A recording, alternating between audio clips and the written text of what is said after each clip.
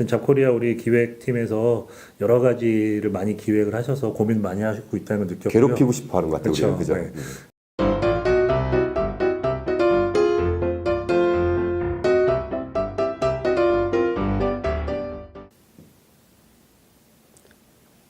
예, 제가 전에 있는 직장에서 일하면서 대부분의 부분들은 다 만족스러웠는데 가장 느꼈던 아쉬웠던 점은 좀 개인주의적인 성향이 강해서 팀 커뮤니케이션이 좀 부족했던 부분들이 가장 아쉬웠던 것 같습니다.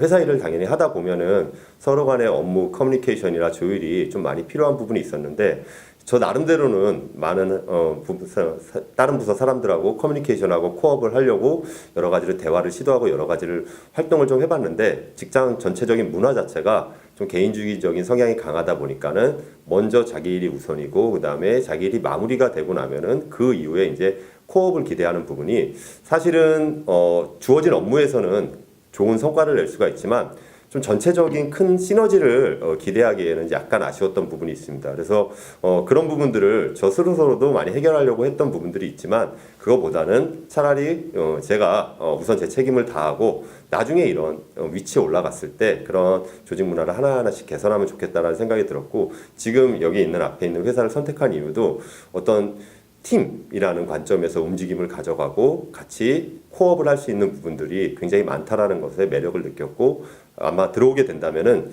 시너지를 모색하는 방향으로 좀 고민을 많이 해볼 것 같습니다. 점은 무엇인가요? 개인과 조직이 발전하는 데 있어서 장애가 있다는 걸 느꼈습니다. 실제 회사 생활을 하면서 새로운 기획안을 작성하고 사업의 어떤 성과를 위해서 다양한 시도들을 하고 싶었습니다. 하지만 당시 팀장님께서 여러 가지 이유를 대시면서 그 다양한 기획안들을 채택해주지 않으셨기 때문에 제가 직장을 하면서 참 어려움이 있었습니다. 그래서 그때 느낀 점이 조직의 어떤 문화가 여러 그 개인이나 조직이 함께 성장할 수 있는 그런 문화가 있었으면 참 좋겠다고 느꼈었는데 이전 직장에서는 그러한 부분들이 저한테 좀 잘 맞지 않아서 제가 이직을 생각하게 됐습니다.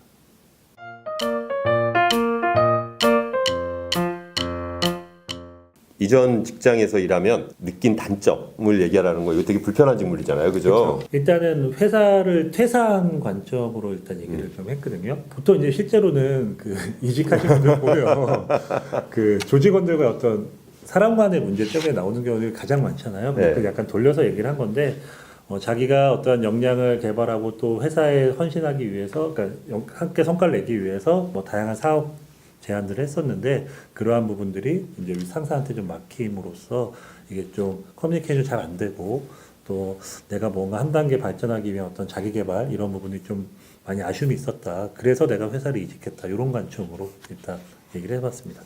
저도 우선 방향을 한번 잡아봤어요. 그래갖고 아쉬움을 느꼈던 게 여러 가지가 있을 수 있겠는데 제가 얘기했던 부분은 많은 기업이 어쨌든 조직 커뮤니케이션을 원하고 있는데 사실 전 회사가 좀 개인주의적인 성향이 강했다. 그래서 시너지가 잘 안 나는 부분이 있었는데 나는 커뮤니케이션을 잘하고 팀워크를 잘 발휘할 수 있는 사람인데 그 부분이 잘 돋보이지 못한 것 같아서 좀 아쉽다라는 관점에서 좀 얘기를 했었고요. 분명히 서브 질문이나 이런 것들은 많이 들어왔겠지만 거기에 맞춰서 대응하기가 좀 편한 유의 답변을 했던 것 같아요. 저 같은 경우에. 그래서 그렇죠. 이직을 하게 되면은 아무래도 이 친구가 이직한 이유에 대해서 굉장히 궁금증을 많이 가질 텐데 그 이유 자체가 오히려 상대 지금 들어가야 되는 기업의 입장에서 봤을 때는 듣고 싶은 이유이기를 좀 바라는 관점에서 지금 답변의 방향성을 그렇게 했던 것 같고 도움이 되셨겠죠, 그래도? 그렇죠. 근데 처음 해봤잖아요. 그렇죠. 우리도 옛날에 취업 준비할 때 뭐 지원자 입장에서 면접 준비를 그때 안 했잖아 이런 거, 그렇죠? 그죠. 우리는 그때는 그냥 가서 앉아 있어서 면접장을 가는 게 합격이라고 생각을 하고 왔잖아요. 그렇죠. 왜냐하면 워낙 면접 배수가 낮았기 때문에 그때는 사실은 그렇게 어렵지 않은 거였는데 요즘에는 사실 이게 꽤 어렵죠. 친구들 입장에서. 그리고 어느 정도의 고민도 이해를 할 수 있을 것 같아요. 네, 그래서 하여튼 잡코리아 우리 기획팀에서 여러 가지를 많이 기획을 하셔서 고민 많이 하시고 있다는 걸 느꼈고요. 괴롭히고 싶어 하는 것 같아요. 그렇죠. 우리는. 그죠. 네. 도움이 되셨길 기대하며 네. 파이팅을 또 외쳐야죠. 네. 하여튼 끝까지 성공 취업합시다. 파이팅! 파이팅! 네.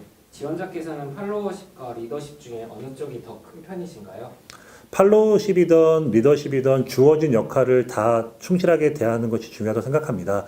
일단 주인의식을 갖고선 자기가 맡은 일을 끝까지 해내겠다라는 어떤 책임감을 갖고 일한다면 제가 그 팔로우십이던 아니면 리더십을 갖고 일하던 직책에 따라서는 다르게 적용할 수 있다고 생각이 듭니다.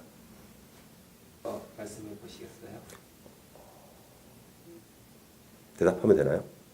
저의 성격은 톱니바퀴입니다.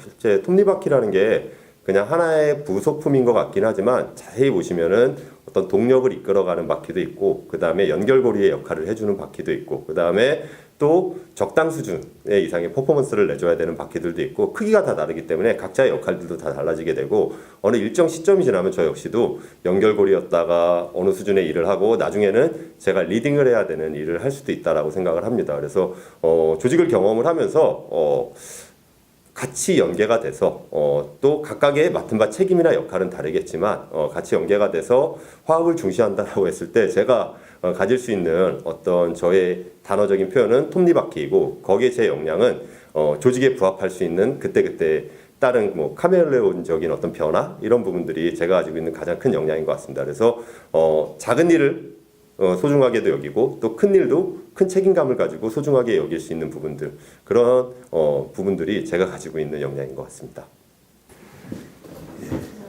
일부러 마지막에 즉흥적으로 하나 더 던진 거죠.